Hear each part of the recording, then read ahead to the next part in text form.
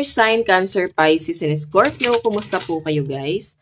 Okay, so water sign, maraming salamat po sa walang sawang pagsubaybay sa ating mga reading. And kung kayo ay bago pa lang sa ating channel, mag-subscribe na po kayo guys. And click mo na rin yung ating notification bell para lagi kang updated sa ating mga bagong upload. So, tignan natin water sign, ano ba ang inyong gabay? Water sign, Cancer, Pisces, and Scorpio. Gabay po ni water sign. Okay, so water sign, meron tayong 7 of heart. Okay, so I think yung iba sa inyo may relocation or maaaring namimiss mo yung dati mong tirahan, namimiss mo yung dati mong buhay. Para kang nagre-reminisce dito. So, nanunumbalik ka sa nakaraan, sa kabataan mo. And I think nalulungkot ka. O, parang bigla ka lang naka-feel ng kalungkutan. Kasi parang, water sign, parang piling mo hindi ka na bumabata. Okay? So, meron tayong, ayan.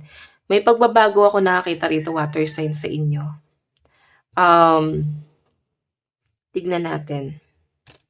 Okay. So, yung pagbabagong ginagawa mo na to guys, ay maaring nagkukwit ka na dun sa mga bad habit mo. Nagkukwit ka na dun sa mga pangit na maaring nagawa mo, maling action na ginagawa mo. Okay, so yung iba sa inyo, meron ka ditong parang big mistake na parang gusto mo siyang itama. And pagod ka na, water sign, pagod ka na dun sa ginagalawan mo. Okay, parang gusto mo na lang bumalik sa dati. Simpleng buhay, simpleng ikaw. Sa ngayon kasi water sign, gusto mo lang ng peace of mind. Maraming namumuo sa isip mo ngayon. Pwedeng hindi mo lang talaga siya guys ma-accept pa sa sarili mo. Kung ano man itong mga nabubuong kaisipan sa sarili mo. Hindi mo pa to kayang yakapin. Siguro kailangan i-settle mo muna water sign. Okay, bago ka mag-quit dyan sa bagay na yun. I-settle mo muna yung sarili mo kung ready ka na ba or parang ano lang siya guys parang yung mag-quit ka lang sa trabaho, parang ganun yung na-feel ko. Parang mag-quit ka lang sa trabaho pero dapat settled ka. Okay, bago ka mag-decide. So, yun yung nasa-sense ko rito guys. Okay? So, may nakita akong conflict about sa travel. Kung may travel kayo guys, pwede may mga delay. Ingat na lang, no? Tignan natin. So guys, meron tayong number 21, 40, and 22. So yun yung mga lucky number mo. Tignan natin ano tong 7 of heart. Ano po yung 7 of heart? So meron tayong eternal love. So I think yung iba sa inyo, nakapokus ka sa family mo.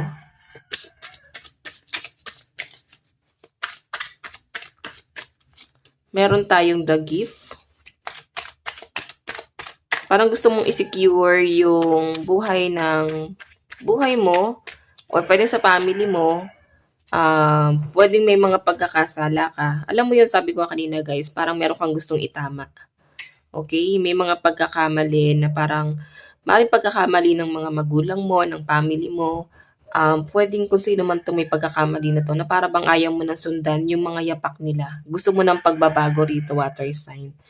And parang may mga nagigilty rito. Okay? Kung ano man to, ayan no, guilt to. May mga nagigilty. So, I think yung iba sa inyo kung may nakagawa sa inyo ng kasalanan or kung ikaw man yung nakagawa ng kasalanan guys, parang kailangan mong patawarin na rin yung sarili mo. Okay? Patawarin mo yung sarili mo or mas piliin mo yung peace of mind mo. Kasi parang, ganito lang yan guys parang pag mas pinili mo yung peace of mind mo, mas magiging maluwag na sa inyo yung lahat. Okay? Kumbaga, magiging maganda na din yung daloy ng buhay mo. Okay, so tingnan natin ano ba tong Queen of Flower. Ano tong Queen of Flower?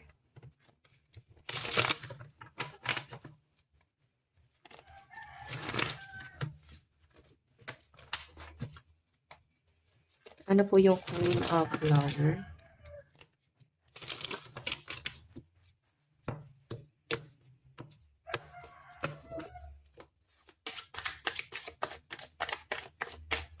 Ano po yung Queen of Flower?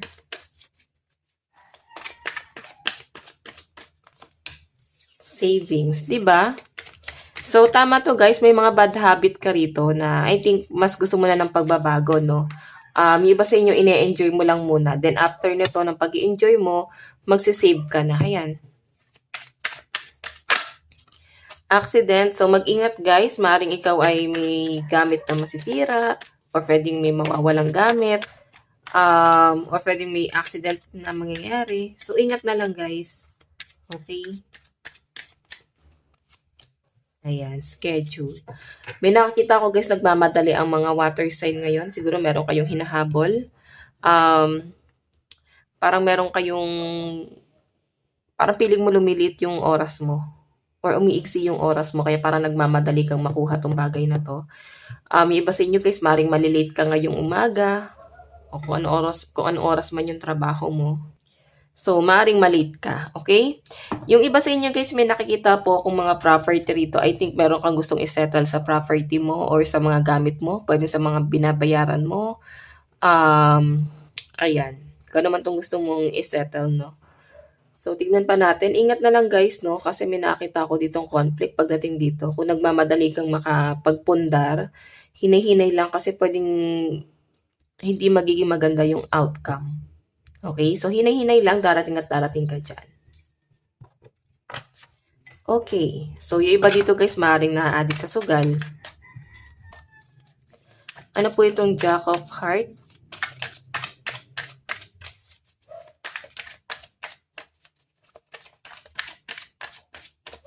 Ito guys ay paglayo eh. So I think yung iba sa inyo, dumidistansya kayo or lumalayo kayo sa gulo.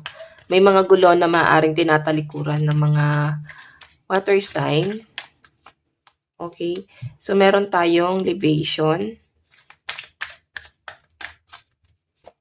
And blessing. Diba? So, gusto mong piliin yung peace of mind mo. Mas gusto mong piliin na parang kaya mo naman buhayin yung sarili mo nang hindi dumedepende sa ibang tao. Kasi, as long as na nakadepende ka sa taong to guys, mas komplikado yung buhay mo.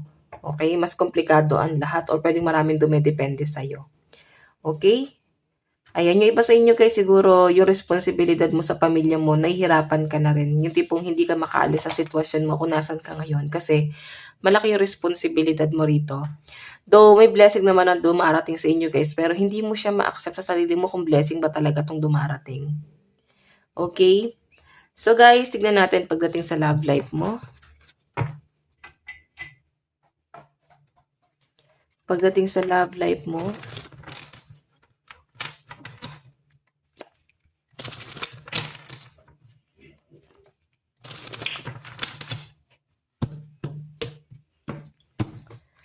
okay, so water sign, pagdating po sa love life.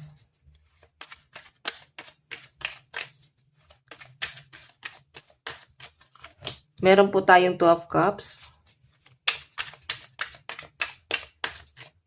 Meron tayong 2 of Pentacles. So, naguguluhan ng mga water sign. Hindi kayo makapag-decide. Hindi kayo makapag-focus. Ace of Wand. Okay. So, Ace of Lollipops na dito. Pero Ace of Wands po siya. And 10 of Wands. So, I think may travel yung mga water sign. Kasama mo siguro yung person mo. Okay?